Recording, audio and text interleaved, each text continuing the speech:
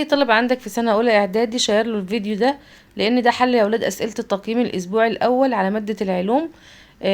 وافتكروا دايما يا اولاد ان الدل على الخير كفاعله. شير الفيديو لاصحابك عشان يستفيد، ويلا نحل. بيقولك ما المقصود بكل من المادة. مفيش هنا مكان فانا هقولها لكم شفوي. احنا خدنا المادة يا اولاد هي كل ما له كتلة وحجم ويشغل حيز من الفراغ. طيب الذرة هي اصغر وحدة بنائية للمادة، او هي وحدة بناء وتركيب جميع المواد. طيب العدد الذري هو العدد اللي بيبقى موجود عند العنصر من تحت، ويعبر عن عدد البروتونات الموجبة أو عدد الإلكترونات السالبة.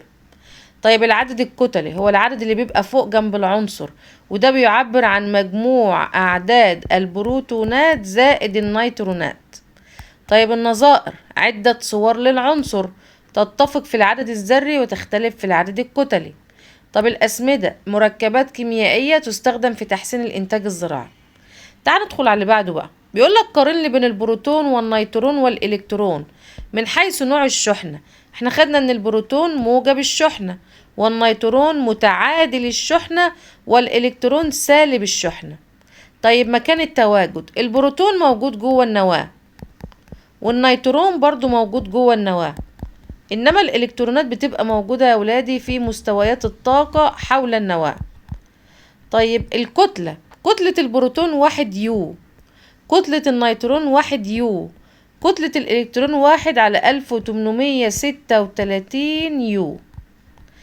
طيب بيقولك عنصر اس 1632 وعنصر تاني كالسيوم 2040. قول لي لكل واحد العدد الذري. العدد الذري والعدد التحتاني يا ولاد، يعني بالنسبة للاس اللي هو الكبريت 16، طب بالنسبة للكالسيوم 20. طب قول لي العدد الكتلي. الكتلي هو العدد الفوقاني اللي هو بالنسبة للاس اللي هو الكبريت 32، طب وبالنسبة للكالسيوم 40. طب التوزيع الالكتروني احنا بنوزع على حسب العدد التحتاني يا ولادي. هنوزع ال16 ونوزع ال20. ال16 هيتوزع 2 8 6، طب وال20 2 8 8 2. عدهم كده هتلاقوا دول 20، وعد دول هتلاقوهم 16. طب عدد البروتونات، البروتونات هي العدد الذري اللي هو العدد التحتاني. يعني بالنسبة للكبريت البروتونات 16، وللكالسيوم البروتونات 20. طب عدد النيترونات، عشان نجيب عدد النيترونات بنطرح العدد الكتلي ناقص العدد الذري. في حالة الكبريت هنطرح 32 ناقص 16 هيدينا 16 نيترون. طب في حالة الكالسيوم هنطرح 40 ناقص 20 فيدينا 20. طب عدد الالكترونات هيها عدد البروتونات، لان هما الاتنين قد بعض. يعني في حالة الكبريت الالكترونات 16، وفي حالة الكالسيوم الالكترونات 20. طيب عدد مستويات الطاقة المشغولة بالالكترونات، والله في حالة الكبريت رسمناه عندنا 3 مستويات.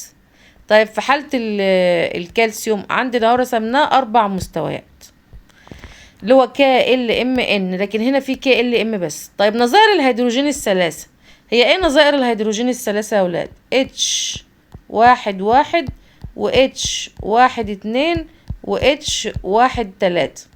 H11 اللي هو البروتيوم، و H12 اللي هو الديوتيريوم، و H13 اللي هو التريتيوم.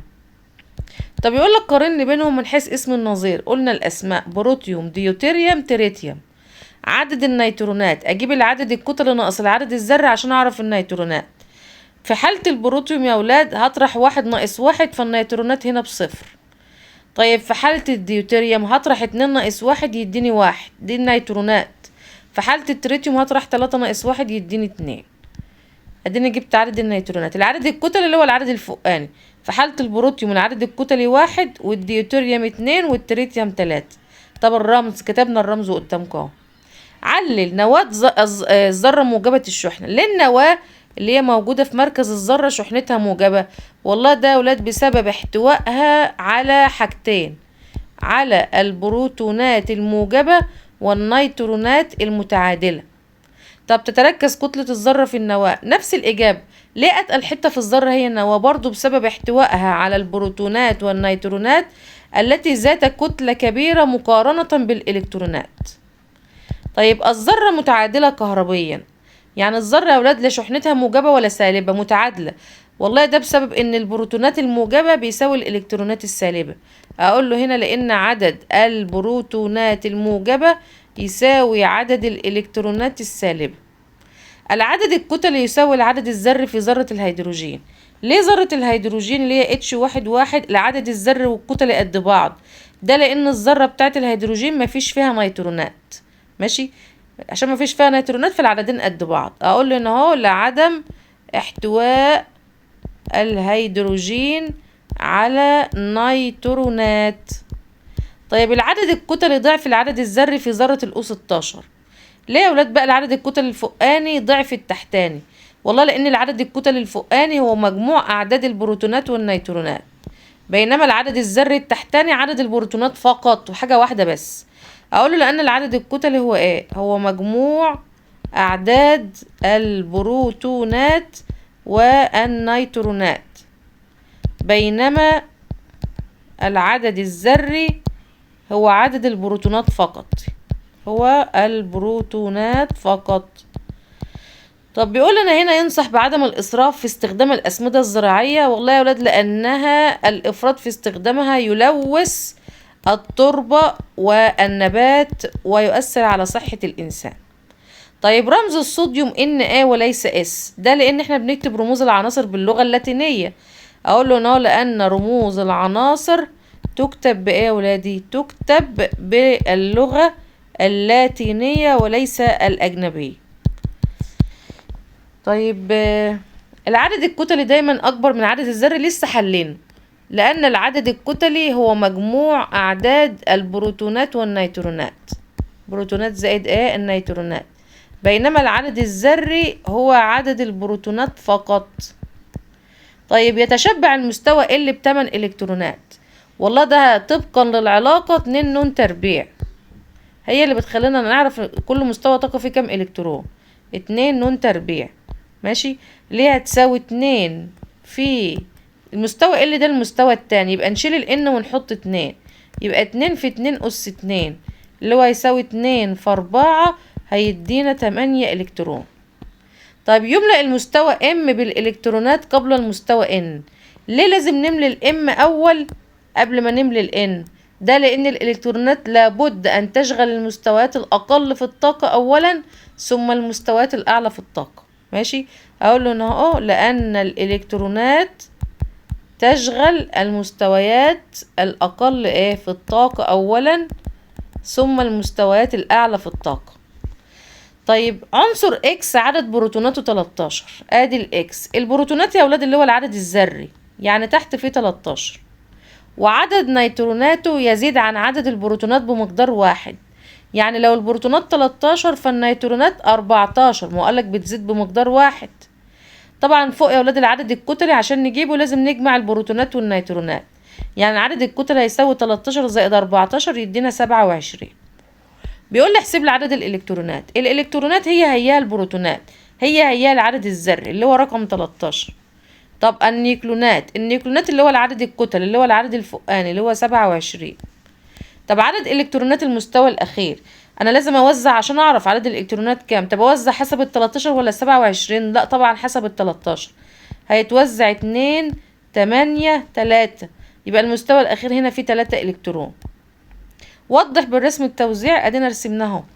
طب عنصر واي تتوزع الكتروناته في مستويين، ادي مستويين اللي هو الكي والام، ويحتوي مستوى طاقته الأخير على 4 إلكترونات، ال فيه 4، ويوجد في نواته 6 نيترونات.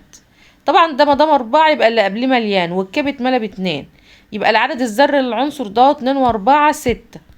العدد الذري كام؟ 6. طب وعنده 6 نيترونات، يعني الواي ده يا ولاد لما اجي اكتب العدد الذري والكتلة هكتب ال6 دي تحت، لأن الإلكترونات هي البروتونات هي العدد الذري. طب في عنده 6 نيترونات، هستخدم النيترونات دي في ايه؟ ما انت لو جمعت النيترونات مع البروتونات هيديك العدد الكتلي او عدد النيوكلونات، 6 و6 بيبقى فوق في هنا في 12. طب بيقولك احسب لي، وضح بالرسم التوزيع الالكتروني، ادينا وزعناه يا ولاد. عدد الكتلي لسه حاسبينه اللي هو 12. طب يقولك اكتب رمز هذا العنصر، كتبناه قدامك اهو، تحت 6 وفوق 12، ورمز العنصر اهو يا ولاد واي.